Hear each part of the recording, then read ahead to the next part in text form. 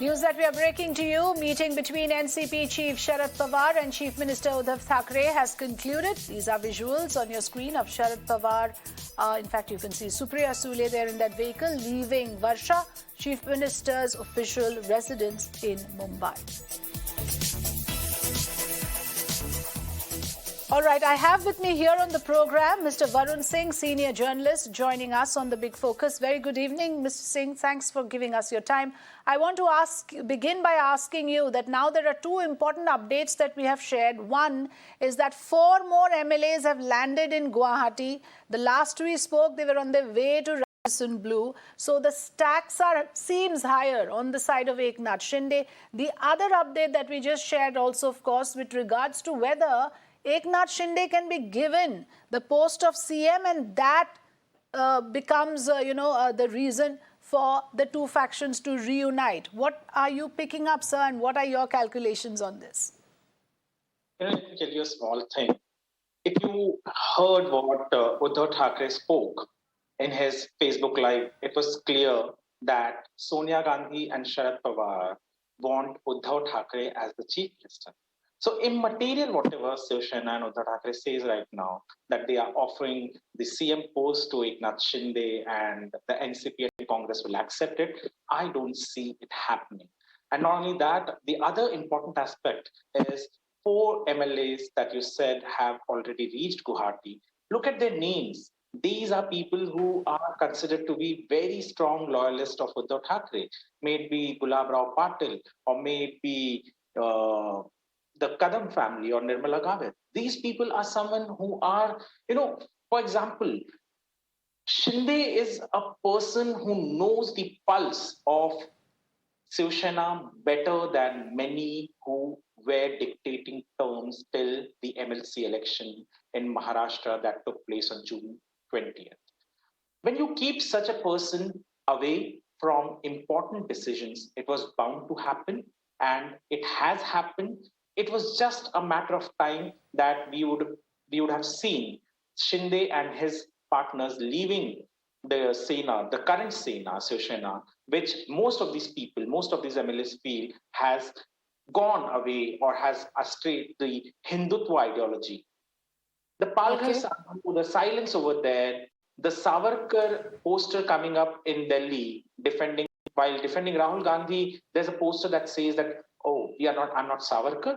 And this is the same Sena that would print on its front page anyone speaking negatively about Savarkar, the Sena will bash them up. And their own alliance comes up with such posters. And these are the people who have to go in the field and contest elections and win. These are not people who are coming via MLCs, who are not coming via the back door like MLC. They go on field, they contest election, and then they win. And when they have to face their public, when they have to face their constituents, and when they see that the ideology is not being stuck around, they know it would be very difficult for them to continue. So you are saying essentially that Mr. Shinde and his supporters had some real political compulsions, why they had to do this, why they had to break away. Now, in the overall picture, again, for the sake of our viewers, Mr. Varun Singh, the fact is that is the collapse of the MVA government imminent? Because anything more than 20 MLAs, any depletion higher than 20 means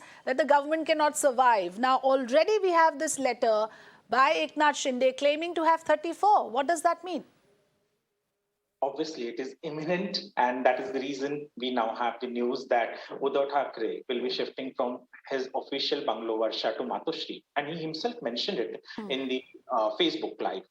What does that say? It clearly says that Uddhav has realized he doesn't have the number, and I'm telling you honestly again and again that many MLAs sitting over here siding with the Sena or Uddhav Thackeray right now, their bodies here, their hearts are in Guwahati. And I can tell you at least half a dozen MLAs sitting over here who, when the time will come, will side with Eknath Shinde, not with the Sena candidate who's heading the CM post right now, because they know that when they go back to the public to seek votes, they will have to answer a lot many questions. Uncomfortable questions are coming across them.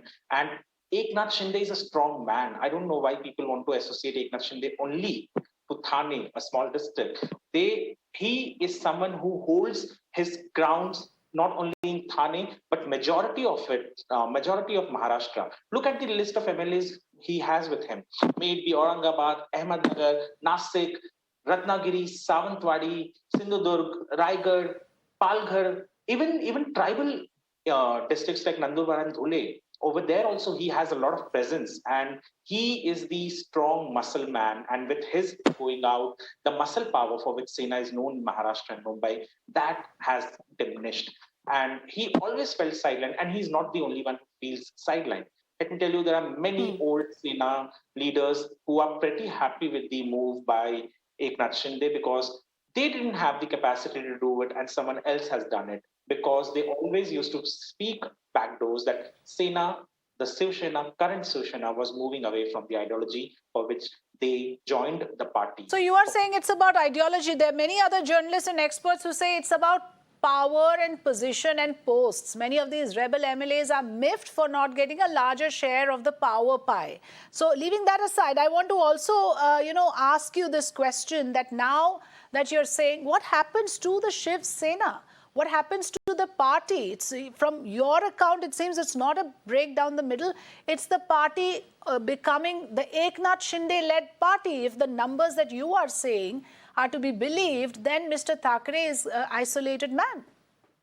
Absolutely. He currently is an isolated man. He has very limited people with him. And if you talk about the numbers, and if you talk about what happens to the party, see, if I'm comfortably seeing the numbers going above 37 right now. If four MLAs are reaching over there and have already reached Guwahati, then his number automatically crosses the 2/3 mark, and he would be the one who can easily go and say that he is the leader of the Shiv Sena, which should be considered. But forget all that. I don't think anybody is interested in continuing with the government. Even Uddhav isn't. What I could make sense of it, that there could be and there is a high chance possibility of a midterm polls where the BJP would love to win it all alone, along with these people who have been here, who are trying to support them. And whatever people say, most of these MLAs who have rebelled win the elections immaterial, whether they are standing from Shiv Sena, whether they are standing from BJP, or whether they are standing as independent or any other party candidate. I can give you umpteen number of examples of these people. Pratap Sarnaik was once a NCP corporator. Today he is a Sena MLA. There are many such people. Ravindra Phatak had come back, and now he's a Sena guy. So there are many such people who have left the party and come back and are fighting, or who came to this party and contested elections and won. So most of these rebels will win, even if they are not on the Sena candidate, on the Sena ticket. Yes, right. Well, time will tell, and since you're saying that midterm polls would be inevitable, that will again throw the game open for everybody involved in this. Thank you so much, Mr. Varun Singh, for joining us with your inputs on this.